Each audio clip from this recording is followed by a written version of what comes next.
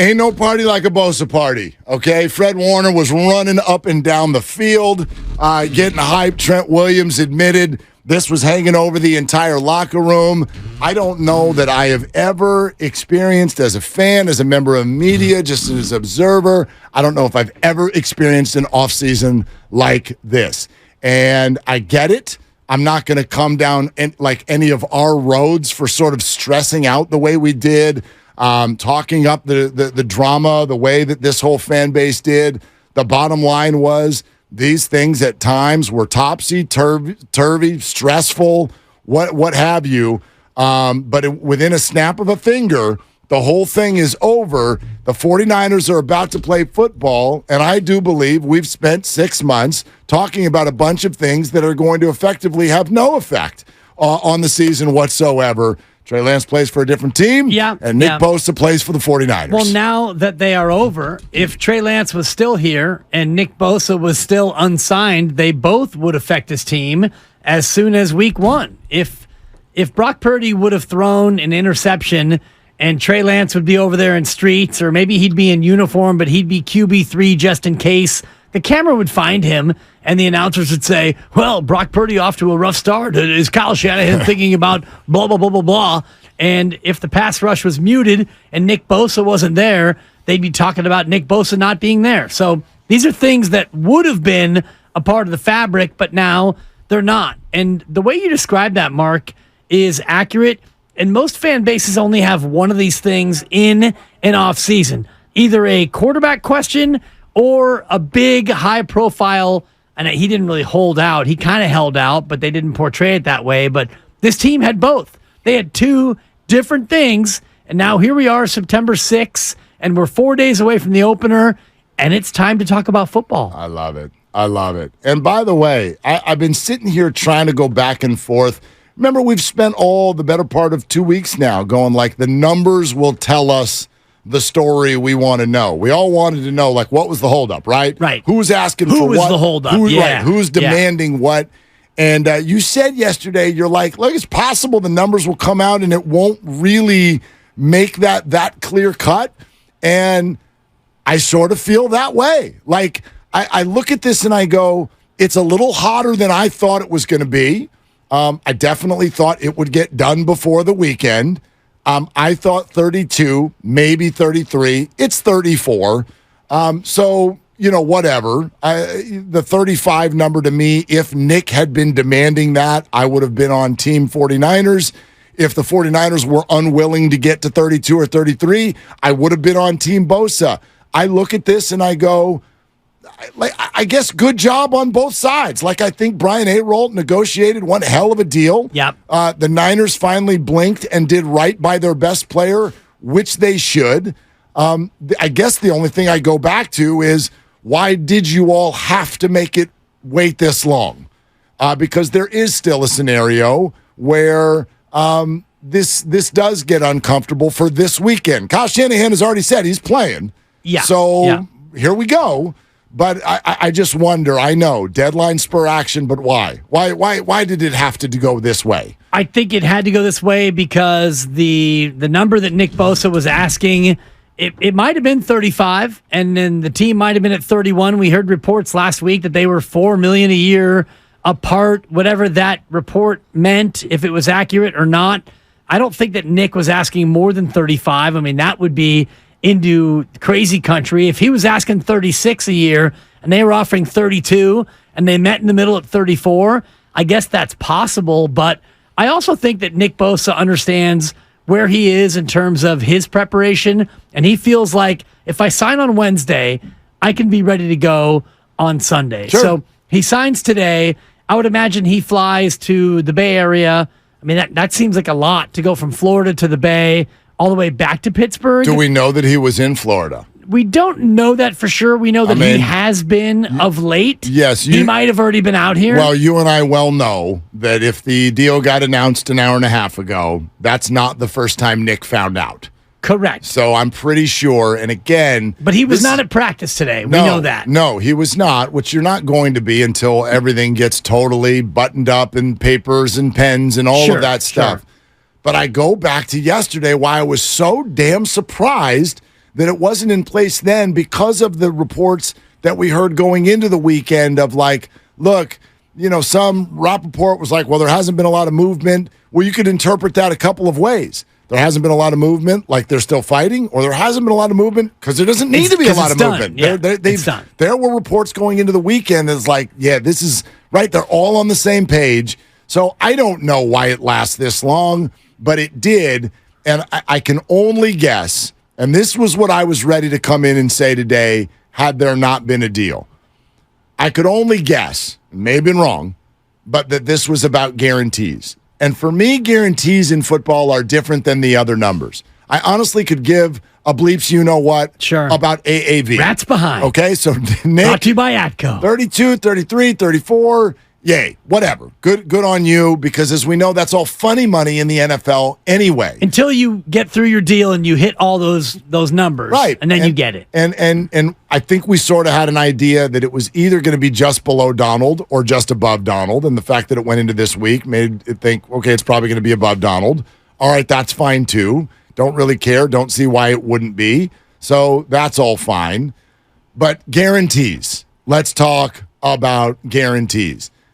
If the argument was over that, then to me, Nick Bosa was actually 100% in the right, because that's the one spot where just watching the sport, I get frustrated that players are called greedy or whatnot because the sport is so violent, because they look at their brethren in Major League Baseball and the NBA and know those deals are completely guaranteed.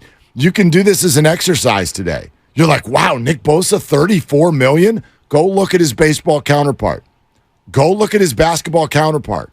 You'd be blown away because they ain't the best player in the game. Klay Thompson makes $42 million. Thank you. And he's the third best player on his own team? So when we look at it through that prism and know, I understand it's a violent sport, so the owner will say, we don't know if he's going to play 6 more years. You're right, but think of that through the prism of the player. He deserves, he's 25, and he's the best. He deserves the guarantees. Think about a $7 billion company looking at its top employee and saying, we love you, but we don't want to guarantee it.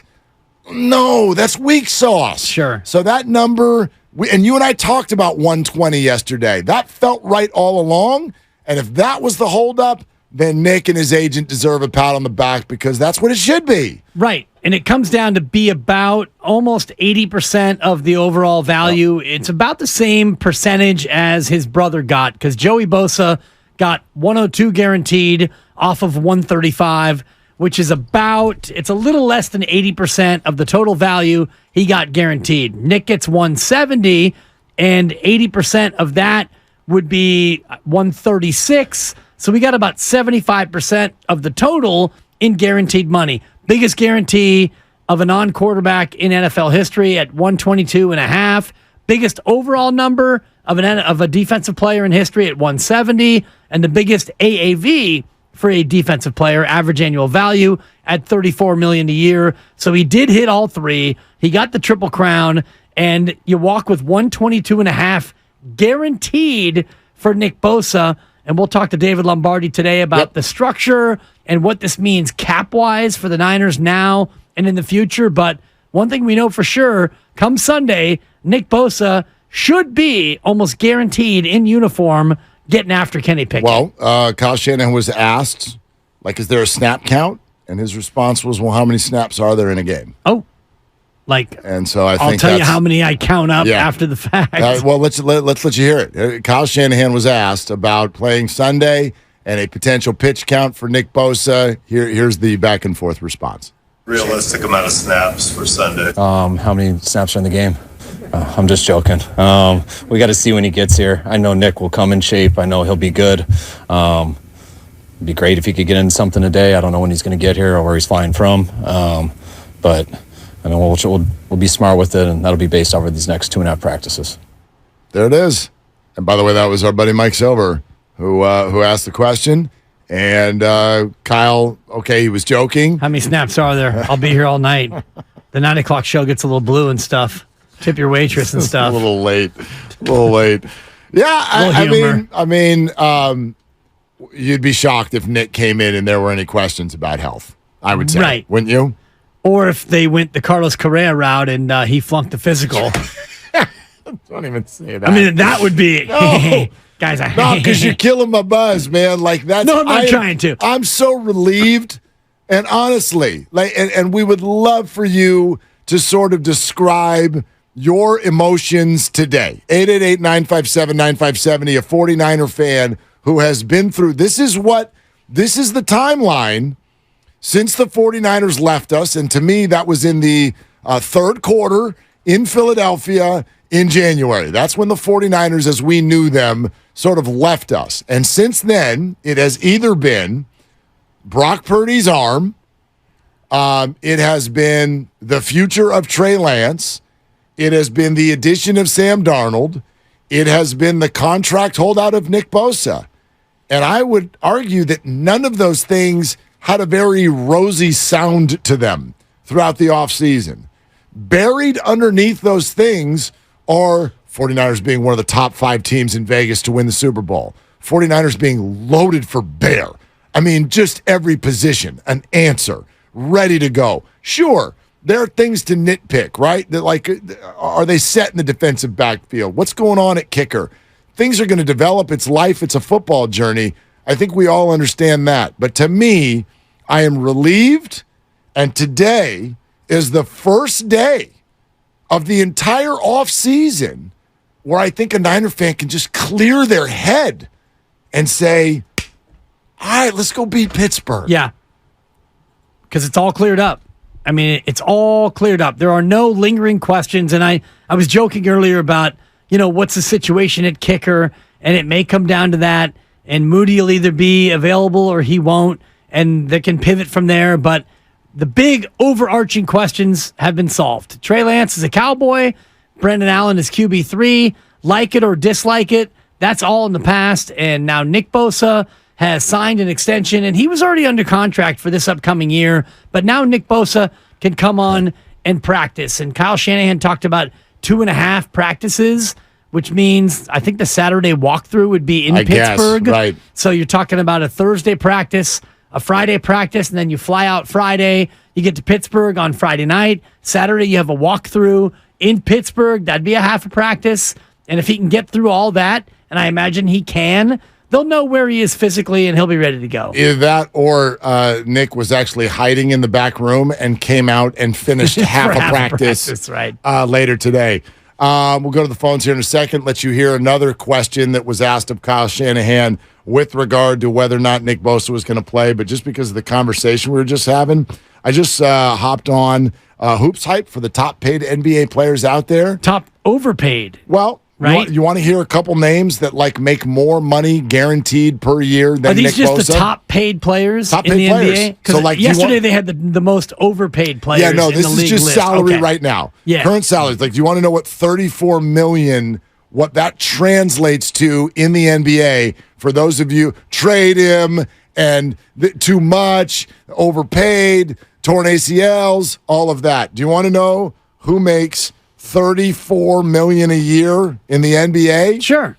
Darius Garland. Good little player. Darius Garland. Makes 34. $34.005 million per year. He is a threat off the edge. Guaranteed. He can defend the run as well and stuff. Darius Garland. What do you average, about 15 a game last year? No, he's a good player. He's a good player. CJ McCollum makes more than Nick Bosa. Kristaps Porzingis makes more than Nick Bosa. Karl Anthony Towns makes more than Nick Bosa. Drew Holiday makes more than Nick Bosa.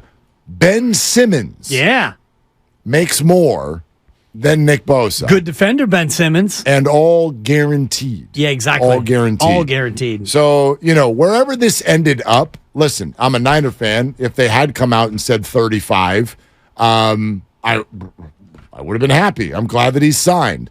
I didn't think that he would get that. He got more than I thought he would get, quite frankly. So I think it's a great day for Nick. But when you're talking about the physicality of this sport and situational, leverage comes from timing. This was perfect timing for Nick Bosa. The Niners had no choice.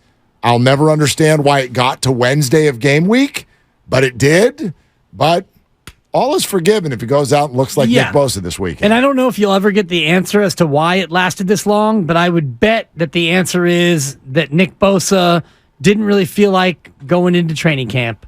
Nick Bosa was training, getting ready, and ready to play actual real football. And so you get to today and you realize that you probably need a couple of days to get really ramped up in order to play on Sunday. That's why it happened today. Yeah, I mean, it's funny. It's one of those things that all makes sense once it's done. Sure. I mean... Didn't cost him a penny to show up today. No, not a penny. No. He didn't lose $1. No, exactly. So what's the motivation for him to show up and practice and not play preseason games, which Trent Williams didn't do anyway? Well, you and I had that conversation. I thought from the beginning there was very little motivation to get him there for the first couple weeks of training camp. Sure. I didn't think that meant this. I didn't think that meant just missing camp and literally freaking everybody out to the point where we were like 100 hours away from kickoff. I haven't done the math. That may or may not be accurate, but you know what I'm saying. Yeah. We're getting damn close. And, but okay, it did. It did. And so all is completely forgiven, again, provided that he looks like Nick Bosa on Sunday.